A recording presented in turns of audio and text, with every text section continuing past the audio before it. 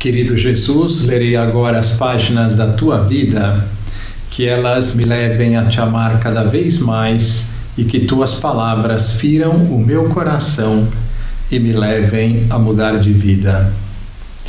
O Evangelho de hoje é o Evangelho de São Mateus, capítulo 9, versículos 1 a 8.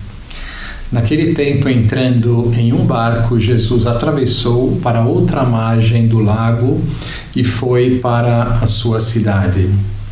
Apresentaram-lhe então um paralítico deitado numa cama. Vendo a fé que eles tinham, Jesus disse ao paralítico: "Coragem, filho, os teus pecados estão perdoados." Então alguns mestres da lei pensaram: "Este homem está blasfemando." Mas Jesus, conhecendo os pensamentos deles, disse: "Por que tendes esses maus pensamentos em vossos corações? O que é mais fácil dizer: os teus pecados estão perdoados, ou dizer: levanta-te e anda? Pois bem, para que saibais que o Filho do Homem tem na terra poder para perdoar pecados, disse então ao paralítico: levanta-te, pega a tua cama e vai para a tua casa. O paralítico então se levantou e foi para a sua casa.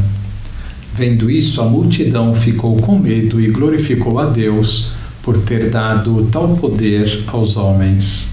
Palavra da salvação. Glória a vós, Senhor. Vamos olhar para Jesus. A fama de Jesus vai se espalhando e por onde vai apresentam-lhe doentes para que os cure. Neste dia chega a Cafarnaum e lhe apresentam um paralítico numa maca. Surpreendendo a todos, Jesus olha para ele e lhe diz: "Os teus pecados estão perdoados." Todos esperavam que esse paralítico fosse curado da sua paralisia física, porém Jesus irá curar a sua paralisia espiritual. Jesus está mostrando qual é a maior paralisia: a paralisia espiritual, a paralisia do pecado.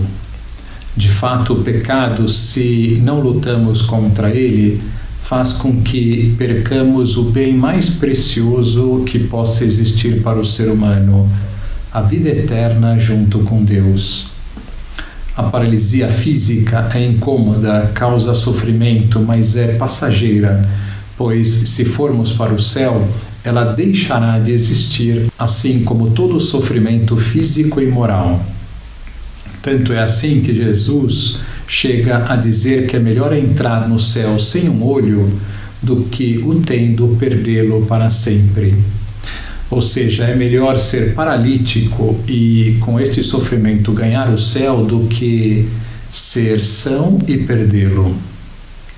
No Evangelho de hoje torna-se patente que o pecado é o maior mal que existe. Será que o pecado é também para mim o maior mal? Tenho lutado com todas as forças contra ele e, de modo especial, contra o pecado mortal? Veja o que diz o Catecismo da Igreja a respeito do pecado mortal, que é o pecado que causa a morte da vida espiritual na nossa alma e por isso se chama mortal.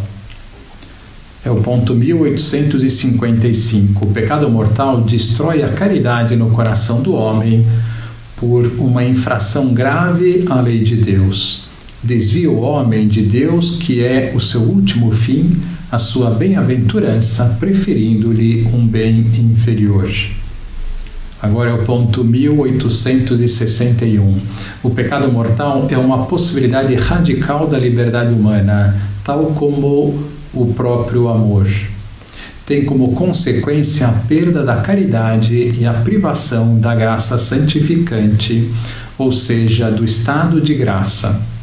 E se não for resgatado pelo arrependimento e pelo perdão de Deus, originará a exclusão do reino de Cristo e a morte eterna no inferno, uma vez que a nossa liberdade tem capacidade para fazer escolhas definitivas e irreversíveis.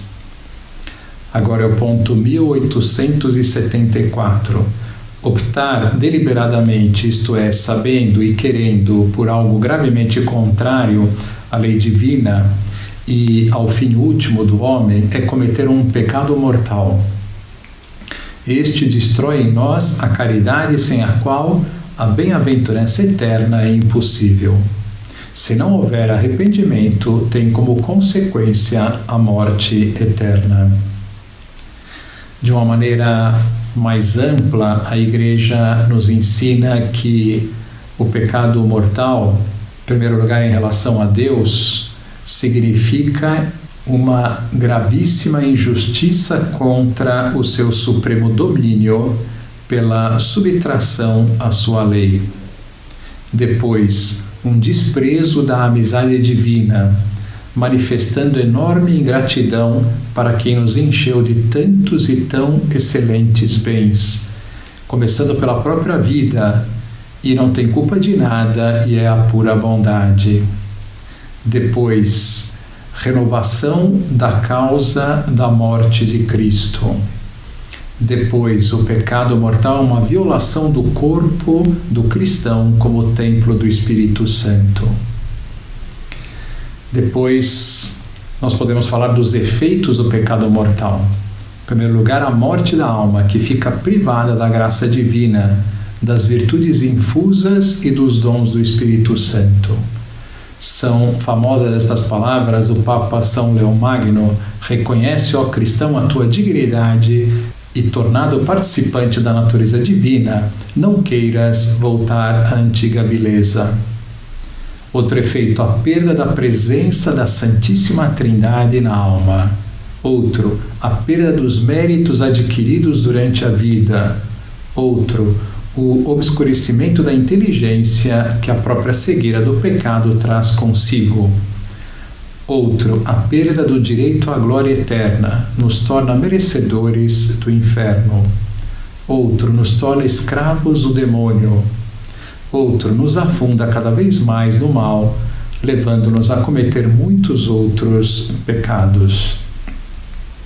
Que lição nós podemos tirar desse Evangelho? Lutar com todas as forças contra o pecado e especialmente contra o pecado mortal. Um exemplo de pecado mortal é faltar à missa sem um motivo grave e os pecados contra a sexualidade, praticando de modo contrário ao que Deus nos ensinou. É importante informar-se sobre isto, saber o que Deus ensina sobre a sexualidade. Há uma aula minha no canal YouTube falando sobre isto e o título é Ética da Sexualidade. Que adotemos este lema na nossa vida, levados pelo amor a Deus e não tanto pelo temor do inferno. Antes a morte do que o pecado mortal. Agora vos dou a bênção para este dia. A bênção de Deus Todo-Poderoso, Pai, Filho e Espírito Santo, esteja sempre convosco e permaneça para sempre. Amém.